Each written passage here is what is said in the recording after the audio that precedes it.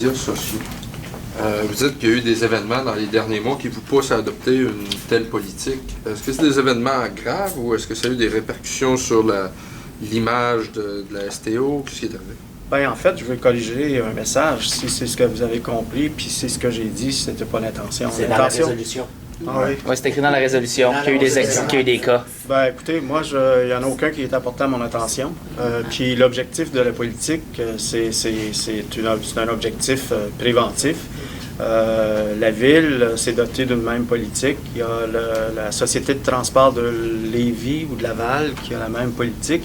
Donc, moi, je pense que c'est simplement un geste de modernisation de notre boîte à outils, encore une fois. Là. Donc, il n'y a pas eu de cas? Il n'y a aucun cas qui a été apporté à mon attention. Puis si c'est dans la résolution, c'est une coquille parce que la politique n'est pas mise en place en réaction à des cas. C'est une mesure préventive. Avez-vous une copie? Qu'est-ce qu'elle empêche, cette politique-là, pour vos employés? Vous dites que les employés doivent avoir l'image de la STO. Qu'est-ce qu'elle empêche de faire? Bien, c'est un encadrement qui établit les limites de ce qui est possible de faire puis ce qui est prudent de ne pas faire. Il y a une responsabilité qui vient avec l'utilisation des médias sociaux. On ne peut pas utiliser... on ne peut pas utiliser le logo, on ne peut pas utiliser des messages juste comme ça au bon souhait de tout le monde sans reconnaître qu'il y a un droit de loyauté qui se retrouve en fait dans la jurisprudence du droit du travail. Hein. On n'invente rien là, avec cette politique-là. C'est simplement à s'allumer à des politiques de modernisation de nos outils. La politique, c'est un document public. Là. Si vous voulez la lire, on va vous le rendre public. Et si vous avez des questions suite à vos lectures, on pourra y répondre. Vous parlez d'un devoir de loyauté. Donc, quel type de comportement voulez-vous encadrer? Les employés qui se prononcent sur des sujets qui touchent la STO sur les médias sociaux ou aussi des commentaires de nature personnelle sur leur vie privée ou peu importe? Que visez-vous ou politique, oui? Bien, moi, ce que je vais vous suggérer, c'est de prendre connaissance de façon détaillée de la politique. Je pense que j'ai expliqué l'encadrement général qu'on y retrouve. Je vais utiliser un terme et je vais utiliser le terme masculin parce qu'il est connu dans les termes légaux. T'sais, on s'attend simplement à ce que les gens agissent à bon père de famille là, en utilisant les outils qui sont mis à leur disponibilité. Puis, les gens ont le droit de se prononcer. Les gens ont le droit de s'exprimer, ont le droit d'utiliser les médias sociaux pour échanger de l'information, mais la jurisprudence du droit du travail établit certaines limites des comportements qui sont pas tolérés. Et c'est pas toléré dans aucun milieu de travail. Donc, c'est simplement pour encadrer ça, le rappeler à nos employés et le systématiser dans une politique. Êtes-vous au courant qu'il y a 2 pages Facebook de la Société de transport de l'Outaouais, une avec 1500 j'aime et l'autre avec 250 j'aime? Ah oui, je rentre au courant. Est-ce que ça rentre dans votre politique, ces 2 pages Facebook? Écoutez, moi, ces technicalités-là, je vais les laisser à la direction. Là. Moi, je n'entrerai pas dans ces livres. Je pense que la distinction qui est souvent importante, c'est entre le fait qu'un individu se prononce à titre personnel versus s'il se prononce au nom de la STO. Et puis, dans la politique, c'est un petit peu la ligne que ça trace. Là. On ne veut pas empêcher les personnes de dire ce qu'ils ont à dire dans un contexte, dans le cadre de notre code d'éthique et tout, mais il faut apporter la nuance. Mais juste pour que ce soit clair, par exemple, un chauffeur de la STO ou un employé de la STO, par exemple, qui émet sur Facebook ou sur les médias sociaux une opinion sur un sujet politique à la ville de Gatineau, qui ne concerne pas la STO, par exemple. Est-ce que ça pose problème dans votre politique? Bien, moi, je vais vous donner ma réponse du point de vue politique, parce que c'est une question qui touche à l'aspect politique. Là. Je ne laisserai pas la direction générale se tremper dans le volet politique. Moi, je vais m'en occuper. Les employés de la STO, avant d'être employés de la STO, sont citoyens Gatineau. S'il y a quelque chose qui se passe à la ville, ces gens-là sont en désaccord, ils ont droit à leur opinion.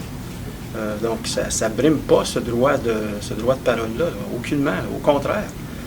Moi, s'il y a des employés de la STO qui jugent qu'il y a un règlement municipal, qui jugent qu'il y a quelque chose sur lequel ils ont le goût de se prononcer, je les encourage à le faire. Maintenant, dans les limites de certaines règles par rapport à ce qui concerne leur employeur, qui est la STO. Et ça, encore une fois, on n'invente rien. Là. Allez-vous vous ouvrir un compte Twitter? Bien écoutez, oui, à la STO. Ça fait partie des projets qui sont sur la table, qui sont en analyse. On a dû prioriser autre chose au fil du temps parce qu'on avait de nombreuses priorités et pas nécessairement suffisamment de ressources pour les assumer, mais ça fait partie des choses qui sont en analyse actuellement. Comment vous allez surveiller vos employés sur Twitter? Bien, en fait, on a des gens qui vont être responsables de ce dossier-là. Et il y a un cadre pour ça, comme nos gens qui sont responsables de relations publiques et tout ça. Là. Donc, c'est pas une question de surveiller. Je pense que c'est une question davantage que les gens s'expriment à titre personnel versus qui peut s'exprimer au nom de la STO et de tracer les lignes qui sont clairement établies à cet effet-là. Ouais, à votre question, j'aimerais mettre l'accent sur un mot qui n'est pas anodin dans la façon que j'ai présenté la résolution. S'auto-réguler. On a des employés responsables, on a confiance en nos employés moi, je compte sur les gens à ce qu'ils comprennent bien ce qu'on est en train de faire. On est en train d'établir un cadre qui n'est pas restrictif, mais c'est un cadre qui est nécessaire. Et c'est certain que, comme employeur, après ça, on a à installer des mécanismes en place pour s'assurer que, comme n'importe quelle politique, il y a une vigie qui va être faite, puis cette vigie-là, elle va être faite non pas pour pincer des gens puis être restrictif, mais juste pour être un employeur responsable, et c'est ce qu'on va faire. Je vais parler un petit peu de la hausse, que vous avez parlé quand même de modeste pour le 9e mois consécutif, 1% peut-être pour en 2015. Je comprends qu'on est satisfait, mais est-ce que c'est un peu en deçà quand même des attentes? Est-ce qu'on s'attendait en début d'année? Les attentes étaient établies dans le budget. Moi, je les identifie toujours comme neutres. On les avait prudemment établis à 0%, parce qu'on savait qu'on sortait d'une situation difficile. Puis, je ne voulais pas, et le conseil d'administration avait adhéré à cette stratégie-là. On voulait être prudent et faire des choix qui nous permettaient d'être confortables dans la planification qu'on faisait. Puis je vous dirais que la cible est atteinte aujourd'hui parce que l'augmentation est ni généreuse et ni en deçà de zéro. Elle nous le satisfait considérant les conditions dans lesquelles on était il y a un an. Revenons juste sur la question de Twitter. Vous parlez que c'est dans les cartons, en tout cas c'est à l'étude. Est-ce qu'il y a un échéancier? Parce que vous citiez plutôt comme exemple la ville de Gatineau, la Société de transport de Lévis qui ont une politique sur les médias sociaux. À moins que je me trompe, ces organismes-là, de même qu'OC Transpo, la Société de transport de Montréal, ont déjà des comptes Twitter. Qu'est-ce qui est si compliqué pour la STO d'emboîter le pas aux autres? Écoutez, moi, je ne veux pas mettre ma directrice générale sur la sellette, mais je vais y mettre un petit peu de pression. En 2015, je ne trouve pas ça normal que la STO ne soit pas inscrite sur Twitter. Et c'est un objectif que je vais vouloir pousser. Je ne vous donnerai pas une date aujourd'hui parce que j'en ai pas. Mais par contre, je pense qu'il faut récupérer de ça, puis on va y travailler. Je pense que ça prend 5 minutes s'inscrire sur Twitter. Qu'est-ce qui est si compliqué dans une organisation comme la STO d'avoir un compte Twitter? Premièrement, vous ne parlez pas à quelqu'un qui est très, très aguerri et averti. Non, mais je pose la question. En technologie, là, je ne sais pas si ça prend 5 minutes ou 5 heures ou 5 semaines. Là, donc, pas moins de 5 minutes. Si vous me permettez, on va laisser la STO là, faire ses devoirs là-dessus. On reconnaît qu'on n'est pas à la page. Et je n'essaierai pas de vous dire que on est à la page là-dessus, on ne l'est pas. Non, mais la question, au-delà du temps que ça prend, c'est qu'est-ce qui est compliqué pour une organisation comme la STO, une organisation publique, d'avoir un compte Twitter? Qu'est-ce qui est compliqué dans le choix de rentrer sur Twitter comme organisation? Moi, en fait, je dirais la question n'est pas compliquée. C'est le fait qu'on a besoin des ressources pour entretenir ce volet-là. Donc, il faut qu'on y consacre des ressources. On a des choix à faire dans une entreprise en termes de priorisation. Dans le passé, on a écarté ce dossier-là pour quelque temps parce qu'on avait d'autres priorités, mais ça restait dans notre planification d'y arriver. Donc, c'est vraiment de dégager les ressources nécessaires pour être capable après ça, parce qu'il faut être capable d'y répondre dans les temps adéquats et maintenir ce volet-là. Je peux vous apporter mon expérience personnelle du temps que j'étais dans d'autres fonctions professionnelles. Les erreurs qui sont souvent faites, c'est de sous-estimer le temps nécessaire à faire le maintien d'une solution, malgré que le développement de la solution peut paraître très simple. Nous, c'est une solution et une application parmi un très grand nombre. Et si on le prend en isolation, oui, ça a l'air simple, mais nous, ça s'ajoute à un volume et une charge de responsabilité pour une petite équipe qui est beaucoup plus grande. Donc, je comprends votre question, Monsieur Bélanger, mais il faut le mettre dans le contexte. Il faut le mettre aussi dans la perspective de la capacité à répondre au maintien de ces choses. Peut-être une question sur ce qui s'en vient cet automne. Il y a en fait l'étude de faisabilité, ou en tout cas d'opportunité pour le trajet pour le Rapibus vers l'ouest. Il y a l'étude sur le premier volet du Rapibus, les dépassements de coûts. On revoit tout ça. c'est quoi les échéanciers? Là? Peut-être juste nous rappeler de ce qui s'en vient, quand est-ce que ça s'en vient? Oui, dans les deux cas, on est dans le calendrier d'exécution. Je vais commencer par l'étude de faisabilité. On a eu quelques présentations qui ont été faites au conseil d'administration. Il y a une présentation qui va être faite au comité plénier à la ville au début du mois d'octobre, mi-octobre. Le dossier suit son cours. Il est à l'intérieur du calendrier d'exécution à la fin du mois d'octobre, début de l'hiver, à la fin de l'automne, c'est-à-dire début de l'hiver. On devrait être en mesure d'avoir les présentations finales là-dessus et être capable de prendre les décisions qu'on a à prendre. Donc là-dessus, on est dans le calendrier d'exécution. Il y a ce qui a déjà été présenté, c'est des options qui ont été analysées et on se concentre maintenant à faire l'analyse plus détaillée de certaines options là, et plus de détails vont suivre plus tard. Pour l'autre dossier, c'est un mandat qu'on a donné d'environ 100 000 $ à une firme qui s'appelle Strategia. Et l'objectif, c'était effectivement de revoir la gestion du projet Rapibus, l'analyse financière, l'analyse de la gestion du projet proprement dite en termes des règles de l'art de la gestion de projet. Les premiers rapports ont été présentés au comité de pilotage que je préside. On est, je pense, à la deuxième ébauche là, du rapport. Et encore une fois, on est dans le calendrier prévu.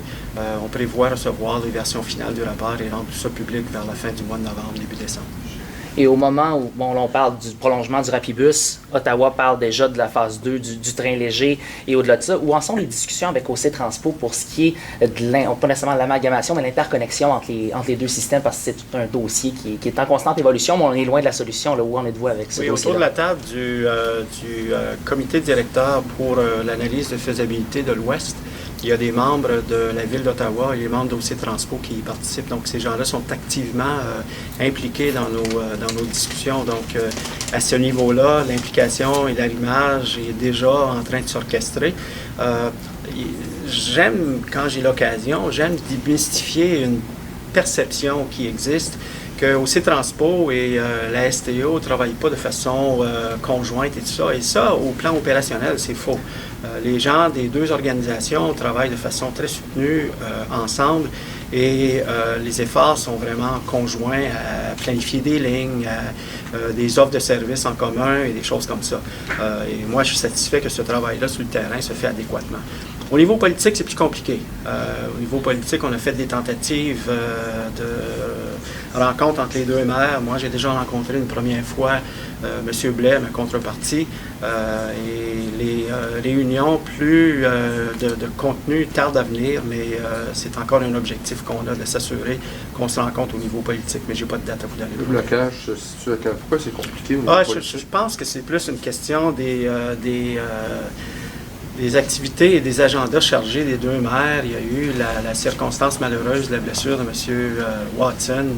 Je ne pense pas que c'est par mauvaise foi ou par manque d'intérêt. Je pense que c'est plus circonstanciel. Vous parlez de ce qui est du plan politique, du plan organisationnel, mais pour ce qui est de l'usager moyen, là, moi j'habite à Ottawa, j'ai ma carte Presto. Pour venir à Gatineau, je peux utiliser un transfert tant que j'ai pris un autobus d'OC Transpo avant. Ma carte va fonctionner pour m'en venir. Mais retourner à Ottawa, je ne peux pas utiliser ma carte Presto sur un bus de la STO. En 2015, pourquoi est-ce si compliqué de permettre aux usagers d'utiliser leur carte Opus d'un côté et la carte Presto de l'autre? Moi, je vais vous parler d'une histoire à succès là, qui commence déjà à avoir des répercussions excessivement positives pour nous. Le taux d'achalandage est même intéressant. La U-Pass, c'est une initiative récente où ça permet maintenant aux étudiants du Québec qui étudient du côté d'Ottawa de pouvoir un accès contrôlé à nos autobus, ce qui n'était pas le cas auparavant. Et ça, c'est un bel exemple d'arrimage et de travail conjoint qui a été soutenu. Ça s'est étalé sur plusieurs années et aujourd'hui, ça porte fruit. Par rapport au côté technique là, de ce que vous soulevez, moi, je vais laisser la directrice générale de commenter là-dessus. En fait, pour la carte Presto, c'est permis de l'utiliser à départ d'Ottawa quand il s'agit d'abonnements périodiques. Donc ça, la technologie nous permet de faire les allers-retours, abonnements périodiques d'un côté comme de l'autre, la carte multi, la carte presto. Je dois dire que c'est quand même une avancée technologique qui est majeure parce que dans bien d'autres régions, on n'a pas cette interchangeabilité-là et cette possibilité de travailler avec deux technologies différentes. Ce qui n'est pas possible pour l'instant, c'est un passage unique. Et puis ça, la complexité est trop grande actuellement pour qu'on puisse le faire. Mais pour les passages, pour les titres périodiques, c'est tout permis de faire sur les deux réseaux. Mais pourquoi, sur le plan technique, avoir choisi un système différent de celui d'Ottawa et tout simplement pas avoir adopté le même système qui était déjà en place? Bien, je vous dirais, en fait, il faudrait peut-être que vous posiez la question davantage à Ottawa, étant donné qu'on était précurseurs dans le domaine. Donc, on a chacun nos raisons, puis c'est peut-être à eux de répondre à ça. Moi, je vais ajouter là-dessus que la STO là, est pionnière dans ce domaine-là. La STO a été la première société de transport à se doter d'une carte à puce. Et c'est plutôt OC Transpo qui était à la remorque de la STO. Donc, il faudrait poser la question effectivement à la STO. À OC Transpo, c'est-à-dire. Parce qu'à la STO, ça fait de très, très nombreuses années qu'on a déjà cette technologie-là, tandis qu'à OC Transpo, c'est plus récent. Mais par rapport à la structure, on pourrait aussi ajouter que c'est le même principe que le billet actuellement. Vous ne pouvez pas utiliser un billet d'OC Transpo sur le réseau de la STO parce que là, il y a toute une implication d'échange d'argent et de billets qui est complexe actuellement. Fait que c'est le même principe qui est appliqué avec la carte à puce. Ça ne veut pas dire qu'on ne peut pas faire mieux éventuellement, mais pour l'instant, tout ce qui est titre avec une périodique, c'est possible de faire l'interchangeabilité. Merci. C'est jamais